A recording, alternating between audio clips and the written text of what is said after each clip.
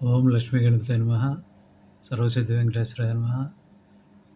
ఇప్పుడు మనం ఆలయాలకెళ్ళినప్పుడు, ఆలయ దర్శనం చేసేటప్పుడు శ్రీ మహావిష్ణువు ఆలయంలో స్వామికి ఎదురుగా ఉన్న తాబేలు పక్కన నిల్చొని ధ్యానించాలి.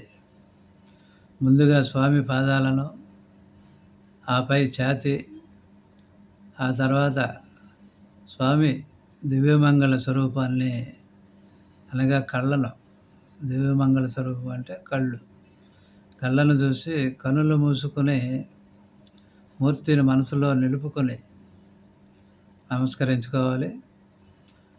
అదే శివాలయంలో అయితే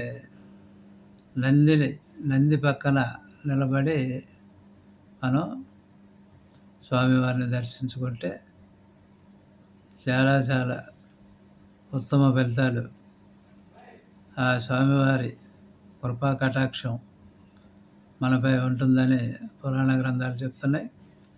మీరు కూడా దేవాలయాలకు వెళ్ళినప్పుడు గమనించండి. ఈ రకంగా దర్శనం చేసుకోండి ఆలయాల్లో. ఓం నమో వెంకటేశాయ నమః. ఓం శాంతి శాంతి శాంతి.